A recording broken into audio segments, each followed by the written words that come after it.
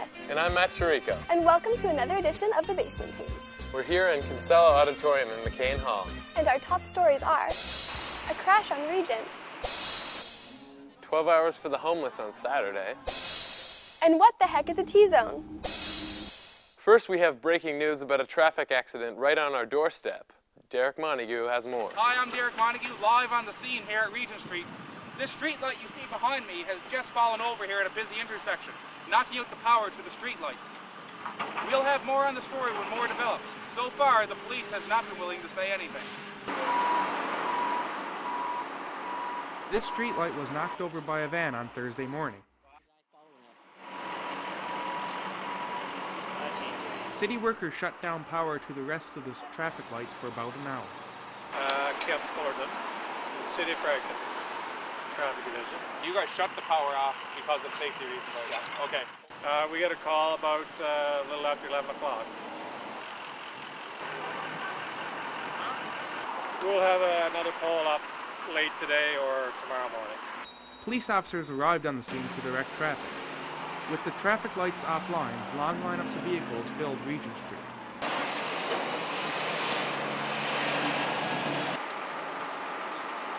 The driver of the van was taken to hospital immediately, but no injuries were suspected. Thankfully, the pole didn't hit anyone when it fell. A wireless internet router was attached to the pole when it was knocked down. Like the traffic pole, it will need to be replaced. The lights are functioning now properly. It's working just like it was before. Yeah. Today, the intersection is back to normal, but the damage should cost the city close to $5 grand. For Stu Journalism, I'm Derek Montague. These days, students aren't only late for class because of a bad hair day. Limited parking at Stu is causing frustration for students driving to school, but it's keeping campus police busy. Allison Toogood has the story.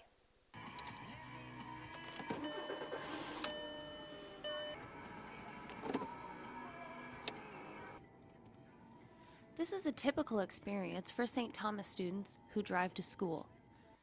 Parking in the center of campus is a rarity, so some will line up to wait for an opening. Others either risk the chance of being ticketed or they'll have a bit of a walk to get to class. Ashley Kelly works as a campus police officer. She says the Vanier lot is where the bulk of the tickets are issued. I find Vanier gets a lot of tickets because people just, since it's so big, people think they can just sneak in and not be noticed, but we check every car, so they always get a ticket eventually. In a 2-hour shift, an officer will issue between 15 and 25 tickets. They are given for reasons such as not having a permit to parking in restricted areas. When the lots are busy, Cameron McLean finds himself late for class trying to find appropriate parking. So far experience with campus parking, depends what time of day you're in here, I guess. You know, mornings are always hectic and you can't really find anywhere to park. And I've been late for a couple classes because of that, but never parked illegally because I see the ticketers are always out in flock.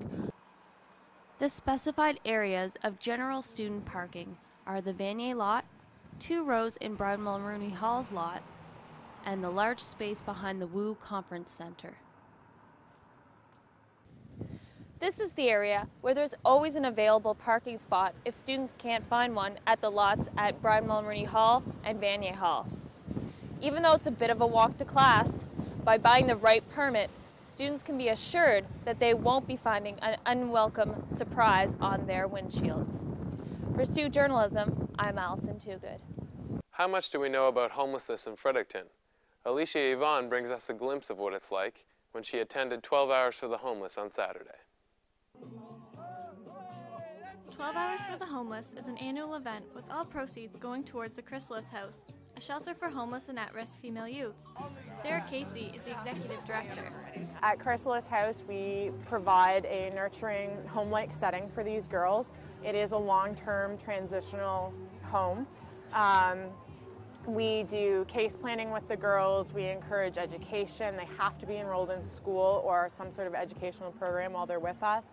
And we're fostering independent living skills so that eventually they can move out, live on their own, and be productive, contributing members of society.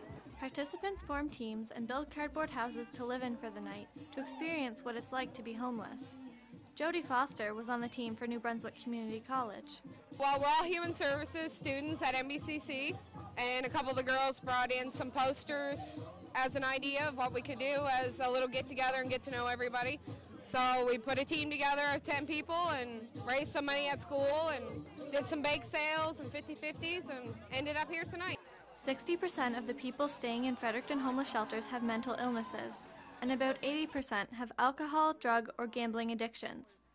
Brian Duplessis is the executive director of the Fredericton homeless shelters and strongly supports this event. This problem in Fredericton, in terms of understanding the problem, is that the homelessness problem is a hidden problem. It's out of sight. In many cities there are distinct districts where you see the people, whether it's downtown Vancouver or even in St. John here in New Brunswick. You'll say, here's the poor area. In Fredericton, it's not so much like that. Teams competed for prizes to have the most elaborate living quarters. Fun was had all around with karaoke, trivia questions, and a canteen, but the event's authenticity was criticized. We do have some criticisms. People who say that this isn't really an authentic representation of what it's like to be homeless. We know that. But what people need to realize is it is a fundraising event, and in order to have a successful fundraiser, you have to make it fun for people to keep coming. So that's why we have entertainment and prizes and a canteen set up. So the value of an event like this is, this draws it to people's attention. It gets people talking about it and thinking about it. In previous years, this event has raised between $13,000 and $18,000. Organizers are confident that this year's participants will succeed in maintaining their high expectations. For Stu Journalism, I'm Alicia Yvonne. Stay with us. After the break, We'll have a story on saving money on Halloween costumes. and the leaves are changing and it's getting colder. Winter is making its presence known. I'm Nathan Swain, and after the break, we'll see how businesses in downtown Fredericton are dealing with Jack Frost nipping at their nose.